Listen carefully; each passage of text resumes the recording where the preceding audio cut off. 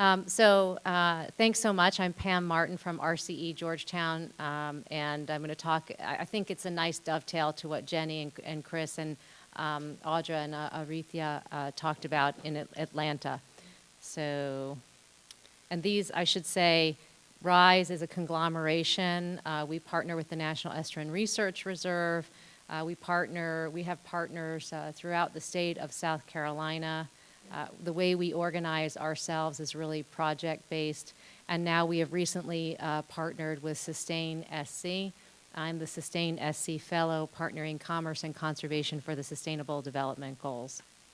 So that's what our name means, as I mentioned to you all before.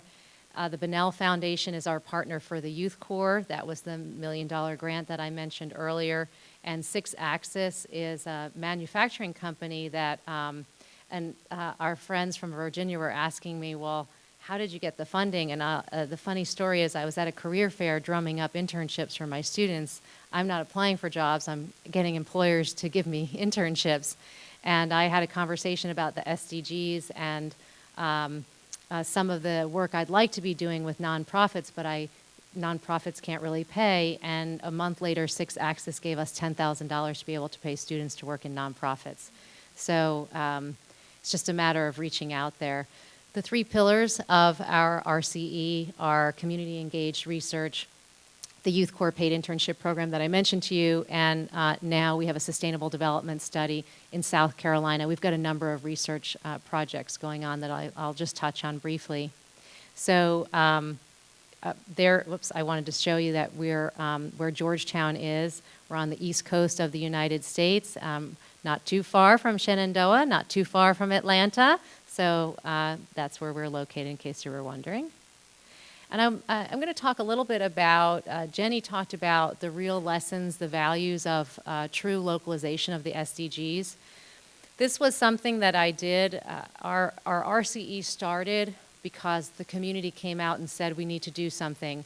In fact, how our RCE started were 2 things. I had a student in my Introduction to World Politics class who kept falling asleep. And I thought, oh my God, I could dance on top of the table. I'm the worst teacher ever. And I talked to Brandon after class, and I said, hey, what's going on? And he said, my dad passed away. My mom has cancer. I'm losing the house. My car just broke. I can't pay the house payments. I've got my electricity plugged in at my neighbor's. I'm exhausted, strung out, and I'm stressed. He happened to be in a low-income, high-minority Gullah community. Gullah are descendants of slaves in the southern part of the United States. We have a Gullah Geechee National Heritage Corridor that runs through from Maryland right down to Florida. So it's nationally recognized. And I said, wow, okay, there's some real true issues behind the students' challenges, right? And they're complex and they're interrelated. So that happened, and at the same time, the East Coast was threatened with offshore drilling. And there was a grouping of people from our community that came together to fight offshore drilling. The largest economic component of the state budget of South Carolina is tourism, and it's coastal tourism, the majority of it. And so there was a huge push by regular citizens who came from all walks of life. And it was really inspiring. My daughter got involved. She was at the time, in middle school. And it was then that the community came together and said, we need something more organized. And it's when I saw Philip at a conference, and he gave a presentation with Kim Smith on how to form an RCE, and I thought, okay, that's the ticket. So what I wanted to say earlier when we were making jokes about friends is that this is my tribe. It's really inspiring for me to be around people like you that are doing the work, including students, I mean to say, that do the work daily, and collaborating with the community in this capacity, both the community of RCE, America's people, and our local community, has been probably one of the most enriching and rewarding things in my lives, and I have made true friendships, so I do appreciate that, including those who are still left listening in Zoom land. So, and we recognize that they would like to be here, so just to recognize that. So Murrells Inlet is, as I mentioned, Georgetown is the third largest water basin on the East Coast, and Murrells Inlet is a beautiful inlet, was originally a fishing village, has some also traditional Gullah heritage and culture and history in this area.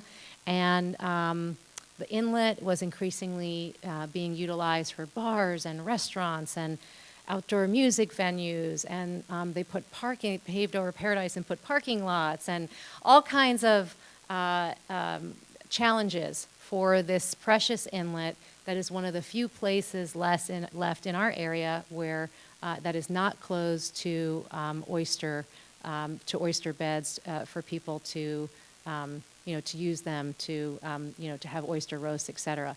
And so our shellfish stocks have been dwindling for quite a long time. And this is one of the few places that it's not, and including these restaurants and bars depend on oysters and all of the fish stocks from this inlet to survive. So the people from Murrells Inlet came to our RCE and said, hey, we need to do something. What can you do? And I said, well, what we can do is we can do a sustainability assessment because we have the Sustainable Development Goals.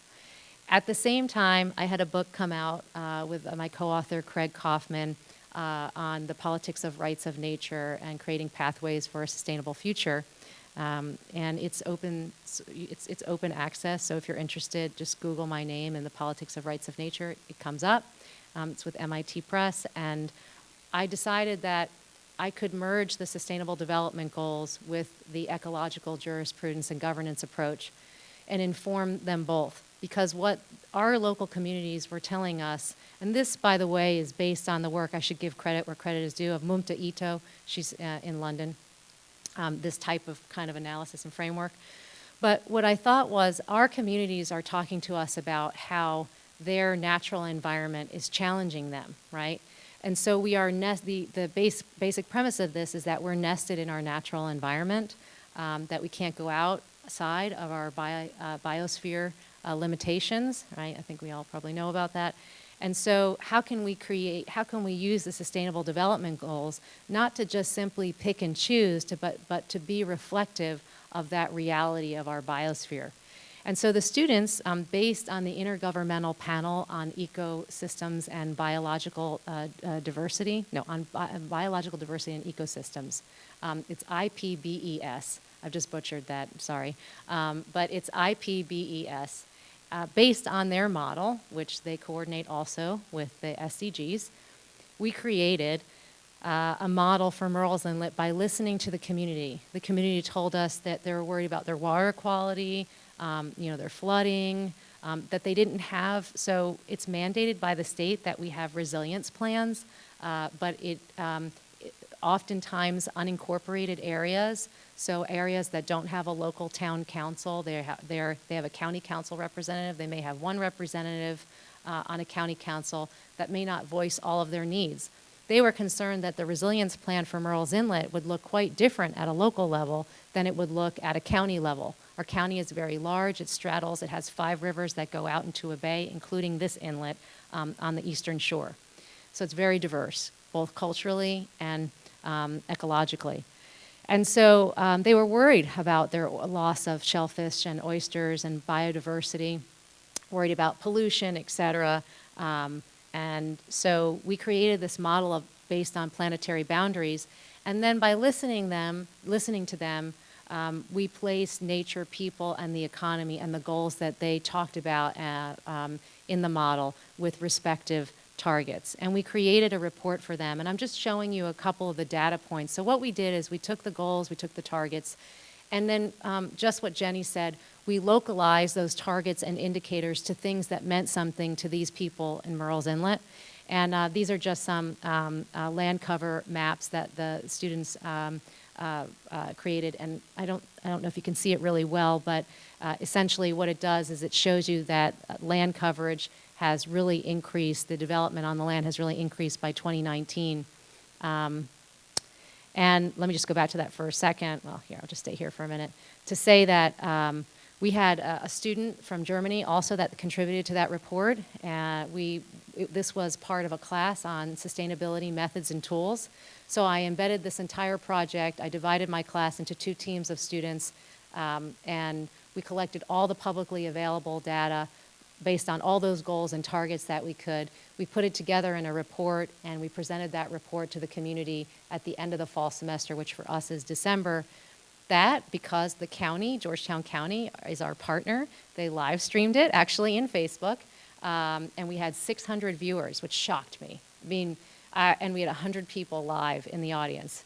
And this is Murrells Inlet, South Carolina. It's not Paris. So I was surprised. The students were surprised. What we didn't know is that people in the community took this report to county council, to planning commissions, and they were citing the evidence in the report. The other part of the class was in Bucksport, South Carolina. That's in the inland part of the county. This is so Murrells Inlet is a wealthier place, primarily Caucasian, along the ocean. Bucksport is the inland part of Georgetown County, so still coastal, but at the confluence of 2 rivers, the Waccamaw River and the PD River, high flood zone, very culturally rich and diverse, used to be Buck Plantation, one of the larger plantations in our area. Just for those who are maybe not familiar with South Carolina, Georgetown County was the wealthiest place in the world during the rice plantation culture in the 1800s. So these plantations were very wealthy. They were filled with, each plantation had hundreds of slaves. And so the majority population in South Carolina was African American slaves. These people in Bucksport are descendants of the Buck Plantation slaves. They also see, because they're at the confluence of 2 rivers, that their community is being flooded, and they had recently discovered that there was a historic cemetery that had been flooded over, and they discovered it. It had been developed over, but they discovered it once the floodwaters receded after a hurricane. They mobilized to create the Association for the Betterment of Bucksport. And they called a meeting with a coalition of stakeholders that included many in our coalition in the RCE to say, we need some help by professionals. And by professionals, I mean we had Open Space Institute, nonprofits, hydrologists, engineers from different universities. We started calling colleagues to say, okay, this community has reached out to us. The students, again, I said I can do a sustainability assessment. That's the skill I can bring to the table with these students. The students listened, and they created this model. And in this model, the line that runs through it is equity. Anyway, I won't go into too much detail, just to show you how they took these goals and then they measured them. So they talked about life on land, and you can see what targets specifically they focused on, and you can see they noted the endangered species that were important, that the people in fact, the people in the community, there's one woman, Ms. Mary Owens, showed up to every meeting, Zoomed like a champion, unbelievable. They also had a massive breakout of COVID in the fall of last year for Omicron, so this was an elderly community, so we were Zooming a lot for that reason. She wrote, during that time period, a 200-page history of the Gullah culture of Bucksport, and she started documenting the change of biodiversity herself that she noted from the time that she had lived there. So the students listened to her, because there's no way you don't listen to Miss Mary, and they also then combined her narrative with some of the biodiversity statistics through our Department of Natural Resources.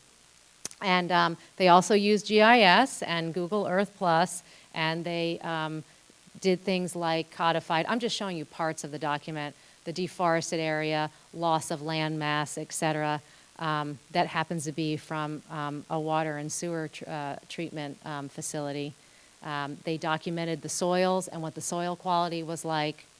They talked about ecosystems and wetlands and the importance of protecting wetlands and the use of wetlands. And they documented wetlands losses with NOAA documentation. And in fact, this turned into a National Fish and Wildlife Foundation grant because we wanted more recent documentation. And here's the outcomes of both projects. First of all, we have this super robust coalition in Bucksport of, Furman University and Clemson and University of South Carolina and nonprofits and conservation and Southern Environmental Law Center. So we got this $250,000 National Fish and Wildlife Foundation grant so we could do a more accurate hydrological study for the community. We won an American Rescue Plan grant of $65,000 simply because they could copy and paste the documentation from the students into the grant. We just recently found out we won a Google Digital grant to digitize some of the cultural assets of the community that they feel like they're losing. And we got a Sustained Coastal $9,000 grant to continue this year the work of the students in doing this type of research. So we're on phase 2 of improving this plan. What I didn't know is Kevin Mishu, the president of the Association for the Betterment of Bucksport, he and his wife essentially have put their blood, sweat, and tears into the leadership of this organization. This is a community, by the way, of 600 people. It used to be a community of 2,000. It's experiencing a brain drain, a youth drain, and literal drain because of flooding, especially most recently. And Kevin told the students a couple of weeks ago something I didn't know, which is that they printed our report and bound it and use it in every meeting to go over details. And I started to cry when he said that because I just couldn't believe that we actually did something useful for someone. You know, I was so happy about it. And also that he talked about the fact that it provided them some legitimacy when they went to county council to present their ideas and actions. So it was a fantastic partnership, and that Bucksport is the reason we're no longer just Georgetown RCE, because they're in Horry County, and they're strong partners. Murrells Inlet just got a Sea Grant Consortium $200,000 grant, pretty much copying and pasting the information from our report. And we created an entire program with the South Carolina Aquarium called Our Marsh Counts, where we're doing a plastic study. We've combined that with our sustainability office on campus as well. So that's a simple way. It is embedded in a class. It doesn't, it's a class project. And it's been a fantastic opportunity for students to get outside the university walls and really use the skills and localize the goals. And I'm just going to skip through. I'm really sorry to give you like a headache because I wanted to show you how we map, by the way, the Youth Corps, how the Youth Corps, the students, when they do internships, these are the places of internships, then we map at the end of each semester what we're focusing on so that we know we always miss Goal 5, gender equality. Like we need to be focusing. But it's a reminder to us, like, what are you missing? What are you not? It's also a reminder at the end of the presentations to the community, like, what did we not focus on this past year? It's really easy, just for those of you who are teachers like me, I just ask the students once a week to put an X in the box of what they touch, what goal they touch. And at the end of the semester, we just put it, this is just an Excel spreadsheet. And we just put colors in the boxes. Very easy to do. And then we recently partnered with Sustain SC. Sustain SC is a nonprofit of commerce and conservation, so large industry like Google, Boeing, Siemens, ZF, whatever, larger industries in our state, and conservation nonprofits. And they are connecting the sustainability goals of business in South Carolina to local solutions, right, to benefit our 3 Ps, essentially. And this is why these organizations recognize that we can't just have growth, it has to be sustainable. And there you can see the reasons why. The projections for 2070 in a place that has really big climate change problems are scary.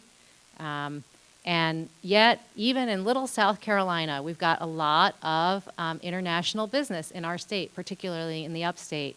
And all of the countries that those companies are from are mandating reporting on the Sustainable Development Goals.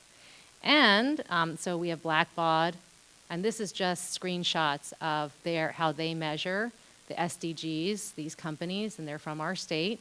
So you can see Avison Young is a large commercial real estate company. So even real estate is measuring the SDGs. And Volvo, we were just at Volvo University.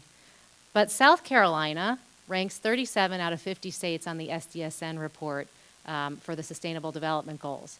And so together with nonprofits, the state, and these companies, we are working to measure the Sustainable Development Goals, and we're trying hard to localize them and make them relevant for our stakeholders. And so that's the latest project that we are working on. We're working on these 6 goals.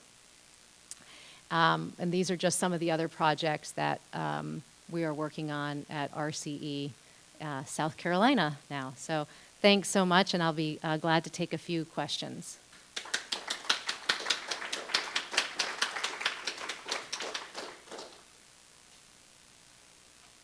Yes, Jake? No. Oh, wait, hold on. We got to do this.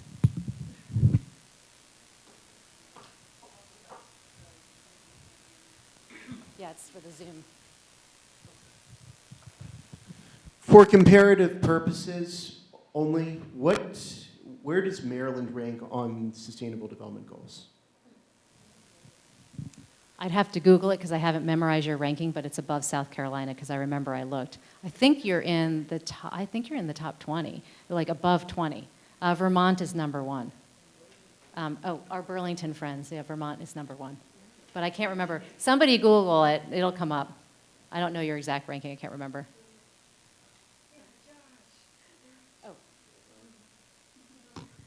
I was just very interested to hear about your work with the Gullah Geechee people, because I know we have a community in Georgia, in Sapelo Island, that I know there is a Marine Institute nearby, and they work with them. But I was just wondering what the process of kind of getting into that community looks like, especially what community leaders are involved, and like how to kind of equitably bring in a lot of like bigger companies and a lot of bigger money, while also balancing the needs of those communities and making sure like they're at the forefront of the change, because I think that'd be interesting information for what is being done for our communities.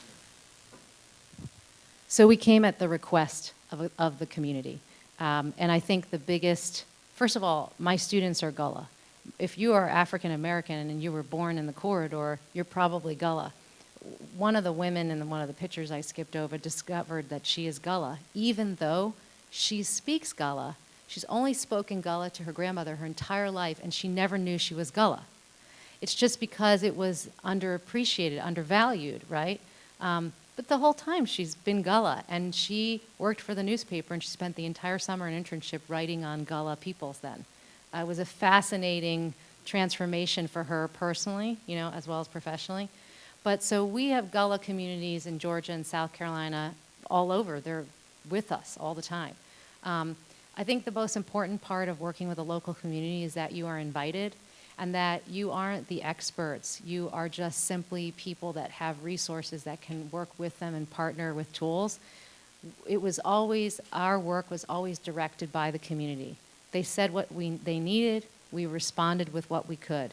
And we were always honest about what we couldn't respond with. So I never said, I'm coming with a lot of money, because I didn't have a lot of money. But it turned out that we were able to help them apply with them to get them some resources. But the resources that they needed and they wanted were not our ideas. It's their ideas. And I think the most important part of working with a local community is to recognize they have strong local knowledge of what they need. And it's the wonderful partnership of science and local knowledge, could be indigenous knowledge too, that I think makes this a great adventure.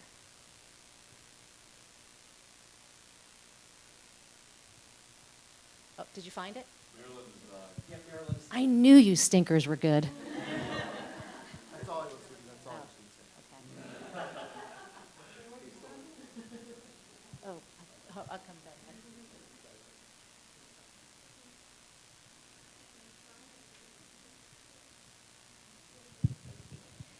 Thanks for the presentation, Pen. It's really interesting all that you're doing. I have a question. How do you manage the money? Because for us, it's been a challenge.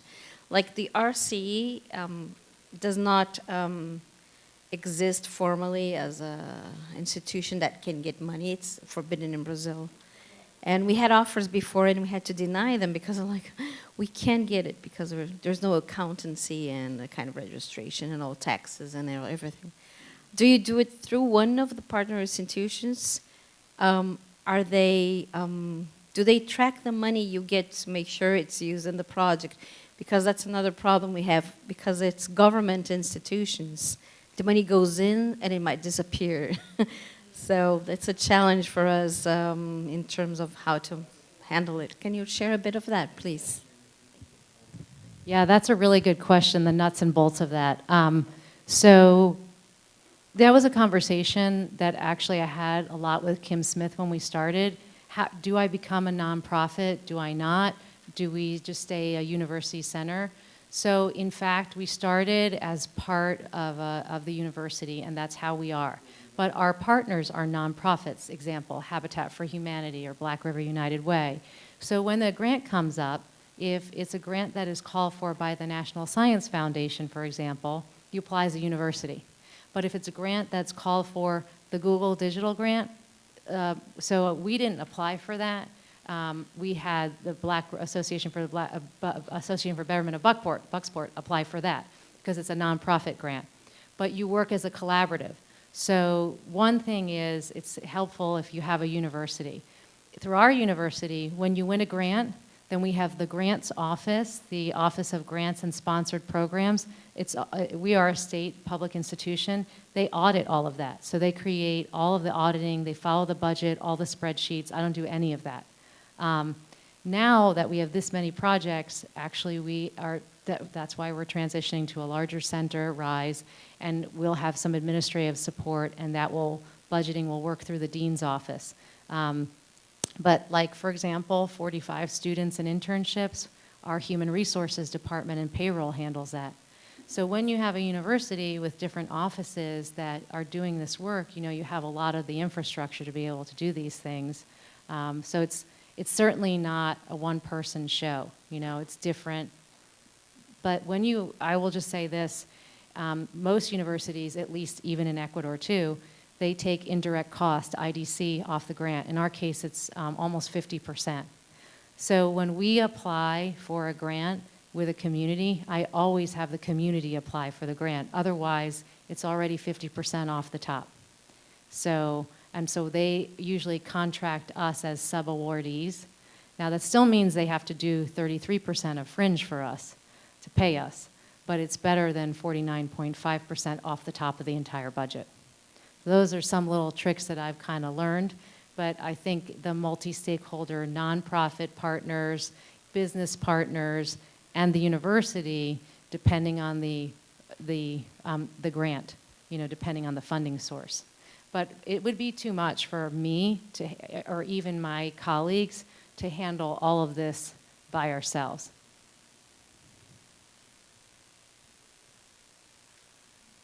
Brittany, I have no idea where we are on time, so. Okay.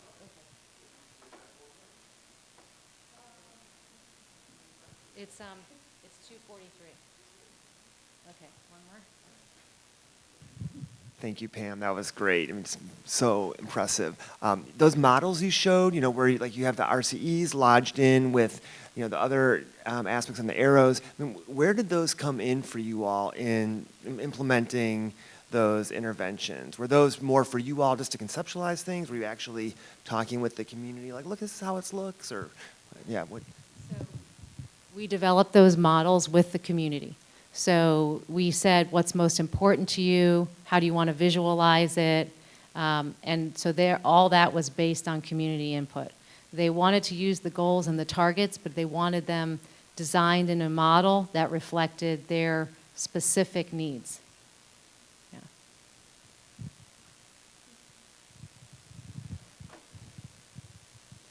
Patricia, to answer your question that you had for Pam, we have the same model, because we are an academic institution, the research funding comes in and same, 50% goes towards IDC, 30% of fringe, so the money that comes in is really less. But you can have private sponsorship, I have special cost centers set up where private companies can donate in the money so that I don't have to pay the IDC or the 30% fringe. But most research funding, if you apply, that's how the money gets distributed. So it's better to set yourself as a nonprofit. But the problem with that is Pam and I, we use a lot of our university resources to do a lot of work. So when you set yourself as a nonprofit, you cannot use the university resources like, this space or food or printing towards, and so because it's a nonprofit. So, there's a give and take relationship, plus and minuses. All right. Good afternoon, everyone. This is Meghna. I am with the RC North Texas. I don't have awesome slides. My inefficiency to put slides together is your good fortune today, because at this point, no amount of coffee will help you get through the day. So I just have a few snapshots. I'll talk about the projects that we are doing and share some links, which you can always access. You can bookmark them. So RC North Texas was established in 2019. We applied in 2018. We went to Argentina, and I came across this in my conversation with Jenny at a conference. We are unique in that RC North Texas has a very strong private sector involvement, which was very unique when we got started. In fact, in our review by Philip and the UNU, we actually got the comment that this is the only RC that has a very strong private sector engagement. And the reason for that is Texas, Dallas in general has a lot of private sector moving in, even before the last few years. So that has really helped. So it was impressive to see what Philip shared in the morning about the sustainable cities and the communities, SDG 11, as the SDG that most of the RCs work towards. And that is an area of focus for us too. We are very heavily devoted to SDG 11. But the other figure that Philip showed was that only 1% of local government actually work with the RCE. And that is something to take very seriously, because when you're talking about climate change and everything that's happening and you see the private sector involvement, like Aditya said, everybody just talks about climate change, but there is much more to SDGs than just climate change. So I think private sector is good, but you also need to bring in the local government, because that's the way to establish the public-private partnership, which is where we excel. So our RC has like 70 stakeholders, which includes nonprofit organizations, food banks, Federal Reserve Bank of Dallas, local governments, and other academic institutions, right? So we, last year, we launched a project called Sustainable Cities Challenge. This was done in partnership with University of Melbourne, Australia, UT Arlington, and we partnered with ICLEI, which stands for International Council for Local Environmental Initiative, USA. It's a global organization based in Geneva. They have offices everywhere. They are focused on sustainability with local government. So they specifically work, just like RC in an academic institution, ICLEI is with local governments. But I serve on their board, and so they wanted an academic partner to work on some of their initiatives. And so we partnered with University of Melbourne. They have a program called the Connected Cities Lab. Kathy Oak is their researcher. UTA partnered through the RCE, ICLEI, and Brookings Institutions in New York. So all four of us partnered to launch this Sustainable Cities Challenge. The idea behind that is, how many of you know about NLRs or VLRs? National Local Review or voluntary local reviews. So National Local Review is something that countries who are signatories to the UN SDGs or Paris Agreement, they kind of have to submit a report to the UN, that's called NLR. Similarly, local governments have started doing reporting called VLRs, Voluntary Local Review. They are different from the NLRs because the V stands for voluntary, so they are not required to, but they do. And so if you have to look at some examples, I think New York and LA are the two cities that kind of stand at the top for voluntary local reviews. The idea is essentially it's a monitoring tool to do your strategic planning for your city using SDG as a framework and kind of work on localizing the SDG framework, but it is more of a strategic planning. So you kind of, bring in stakeholders, you do reporting, measuring the goals, and it's a 9-month-long project. This was a 9-month-long project. So the idea behind this was how can SDG be integrated and used as a model for other cities to do VLRs. And so they recruited RCE, not Texas or UTA, to be part of this. And so City of Dallas and City of Denton are two big cities in North Texas, and they are members of our RCE. So I recruited them. City of Dallas has a very strong climate action plan, which they adopted 2 years ago, which was passed by the City Council. They have a very strong urban act plan that they're working on, an environmental justice plan that they're working on. So this was in their interest to be part of us. And then Denton is another good city which often gets ignored in North Texas because Dallas, steals all the limelight all the time. But Denton is like 100% renewable energy, right, for their facilities and operations. So we recruited them to be part of this 6 months long project. It was like a cohort base, and then we recruited all these other cities. And it was, we hired a research assistant at UTA to kind of support the project management aspect of it. We presented about the RCE model, how RCEs can be used as a tool within the academic institution. 9-month-long project, we completed it. There's a research paper we are working on right now, getting published soon. I'm happy to share the Google Doc for that, sort of a draft document that's floating around right now. But last year, during 2021 Climate Action Week, which was hosted by Biden administration, we presented this concept at the high-level political forum about how local governments can use VLRs to advance their sustainability goal, right? So we presented at the UN Climate Week, which was hosted by the Biden administration, I think in April or September of last year. So it was a really good model for people to adopt, and the idea is that Melbourne is going to work with us or ICLEI and recruit more cities to be part of it in 2023. It's a 9-month-long program, so it takes time. But recruiting the cities also take time because they have to send their representatives to the training programs, and there is commitment. It's not like, oh yeah, sure, we'll do it, but then nobody shows up. So these were sort of the objectives of the SDG Cities Challenge, essentially VLRs. And one thing that really came out of this for me is why can't, most of the RCEs are embedded in academic institutions. Why can't we propose VLRs for academic institutions, right? Countries have done it, cities are doing it, academic institutions can do it. Use VLRs to advance the work that Pam is doing or Jenny is doing for SDG and kind of give it a solidified framework document of integrating SDG as part of your strategic planning, right? So I'm working on having a strategic plan for UTA next year, and there will be some incorporation, of ESG, little bit of VLRs, because that is kind of giving a universal language to this conversation about UN SDG that most people don't understand, right? Unless you really, sit here, give me 2 hours of your time. So these were some of the objectives. I'm going to show you some slides, some links. So this is the page. If you just Google Connected Cities Lab, University of Melbourne, this is the SDG City Challenge. You can actually download everything. There are videos, there are documents, and you can even, I even have some documents that I can share to show how, so here, we are right here, University of Texas at Arlington. This was as an RCE project.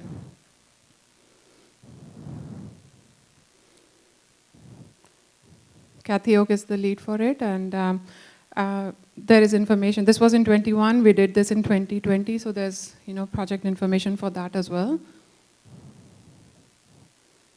This was sort of to give you an overview of what was the agenda and the timeline that looked like in terms of the learning stages, defining the challenges. So like I said, a 9-month cohort program, and what were the outcomes and what is it that they were trying to get out of it. So Atlanta was part of this too.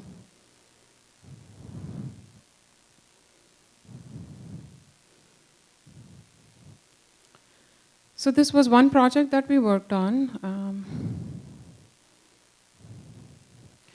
And then everybody struggles with, okay, like, we had that question in the morning, how do you figure out which SDG is more relevant or important to you, right?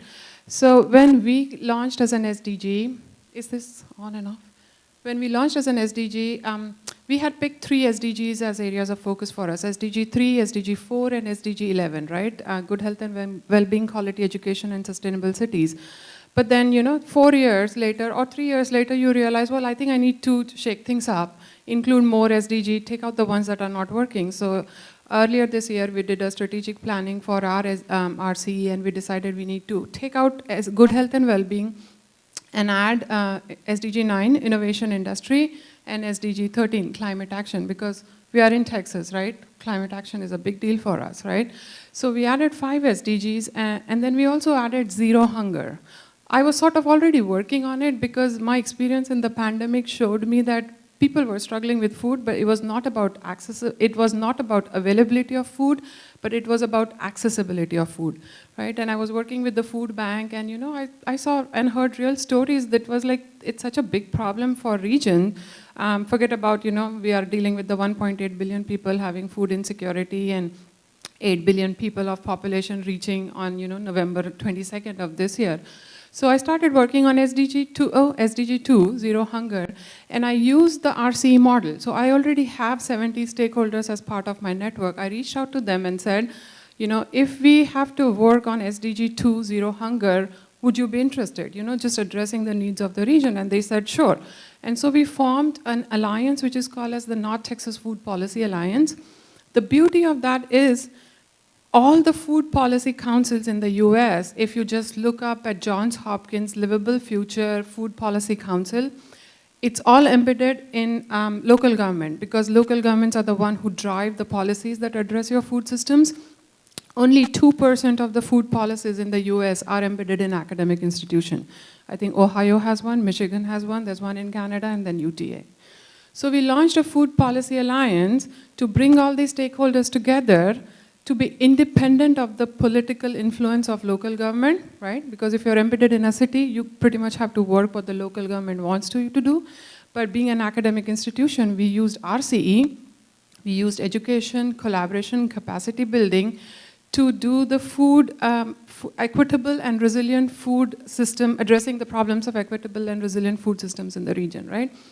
So we applied, I mean, there's so much money out there, right? So last year we applied to USDA for $250,000 to do a regional food assessment study. We didn't get that money, but that's okay. I have the grant with me, right?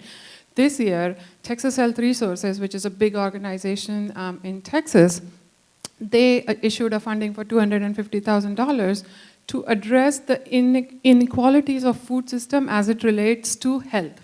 So how does your community, underserved community in certain zip code are affected by diabetes or high BP just because they do not have access to healthy food.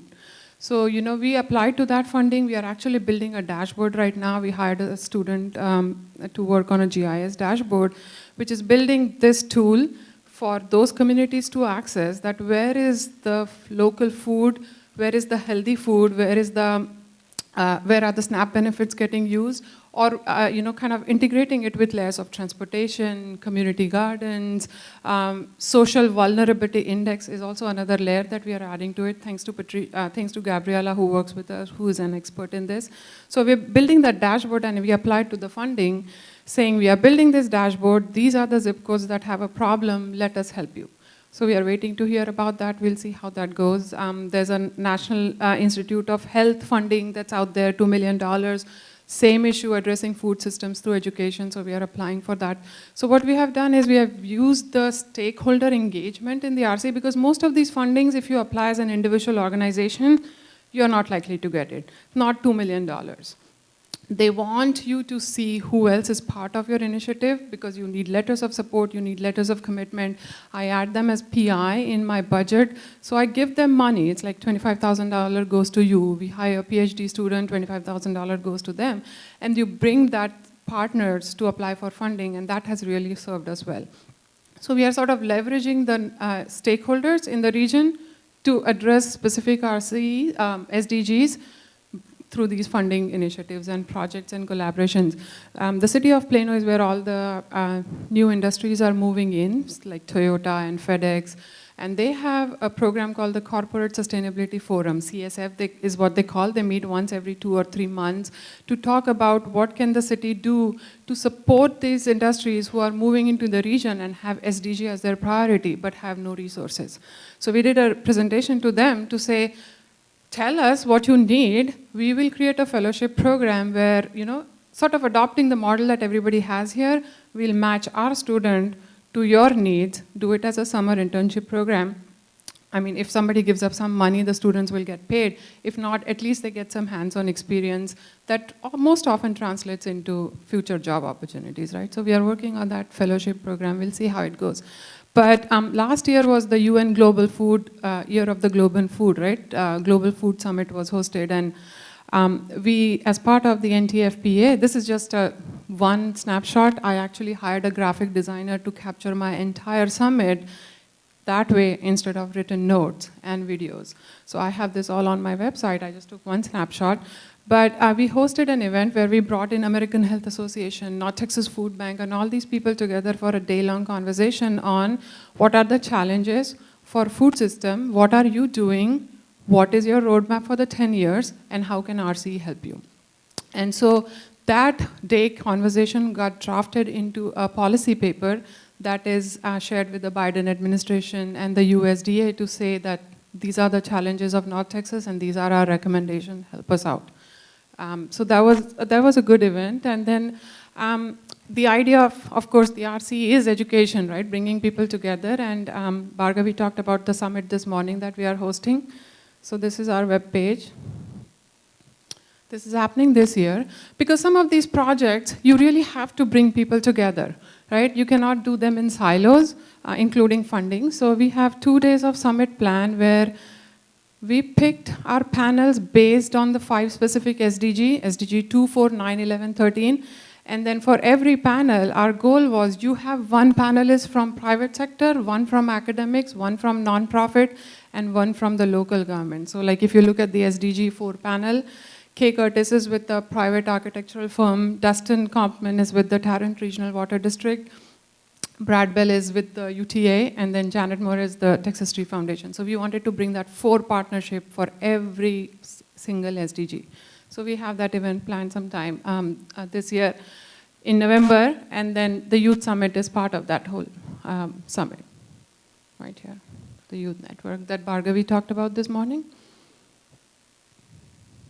This is the North Texas Food Dialogue. The entire thing was captured in video. It's all there for you. But we had Alison Bay, who is the UNESCO Chair on Food Biodiversity and Sustainable Studies based in Canada. She was our keynote speaker for this.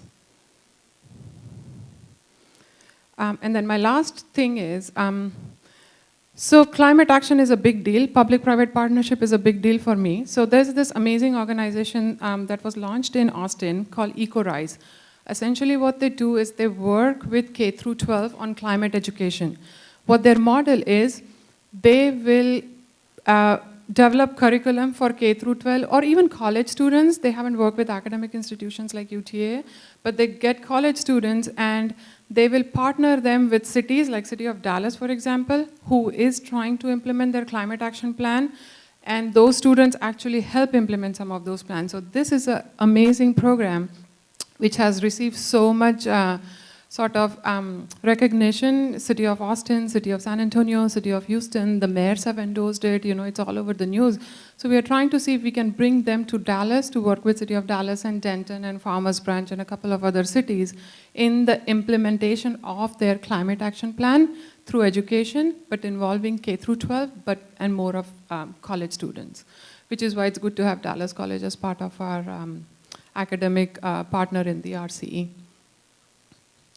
I even prepared a presentation for a foundation funding that came out, which called the RCE North Texas Youth Council or something like that, to get funding for this. We didn't get that, but that's okay, right? You still have the project idea. There will be some other person or some other foundation who might be interested in that proposal and will fund us. All right, so I guess.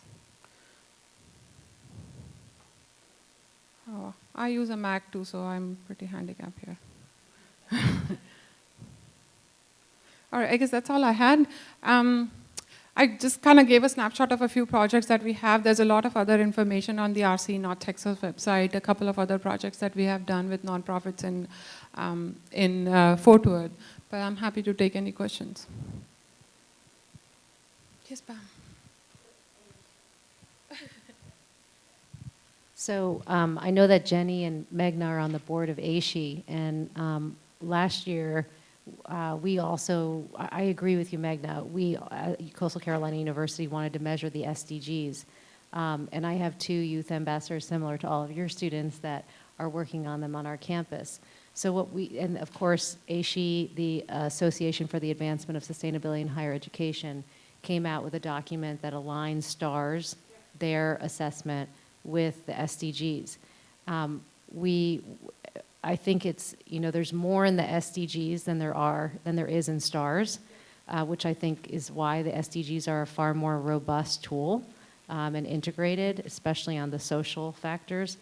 However, we started with the STARS report because it has so much data in it. It takes so much time for our sustainability colleagues to do that we created a Tableau dashboard for at least starting to measure the SDGs through STARS. And this year we're branching out outside of that to the SDGs. And how we did it is we surveyed students to find out which goals they were most interested in. That's how we kind of started it. But I agree. I mean, if we have an RCE on our campus, we should be measuring the SDGs. I mean, yeah, STARS try to do that, but I still don't think they have a robust way to kind of connect the SDG. It's like, it's loosely bound. But Times Impact Rankings, those of who are in the academic institution, Times Impact Ranking ranks universities for aligning their work to SDGs. UTA has been ranked in the top 10 in the last 3 years. Their impact rankings just came out. I'm working on submitting the survey for 2023. It closes in December. But it's like another STARS report. You have to list every project and align it to the SDG and submit a documentation. It's as cumbersome as STARS. Yeah, Jenny. Thanks, Magna. This was super interesting. Do you know about Carnegie Mellon's, that they did a VUR? Yeah, they're calling it a VUR. Yeah. Right. So are you going to use that as your model for doing it? Okay. Universities have done that. It's like 1 or 2 because it's a elaborate process. It needs a lot. It's not something you can do within your office. Like Bhargavi and I cannot just sit and do it together. You really need stakeholder engagement from across campus. So it takes time. But we are working on building a green sustainability map or a dashboard. So what I've done is we have created Excel, like a Google Doc of everything on campus that has some relation to sustainability, like Center for Mexican Studies or a Maverick Pantry. And we have created a dashboard where it's linked to the SDG, and we are going to put it up on, we hired a student to do that. We are going to put it on the main page. So if somebody like Jenny goes to our website and says, what is UTA doing for SDG 2? She can click on that and she'll find out all the projects that UTA is doing to address SDG 2. So we are working on that dashboard, which should be done sometime by the end of this semester. Any other questions? See, aren't you glad I didn't have lots of slides?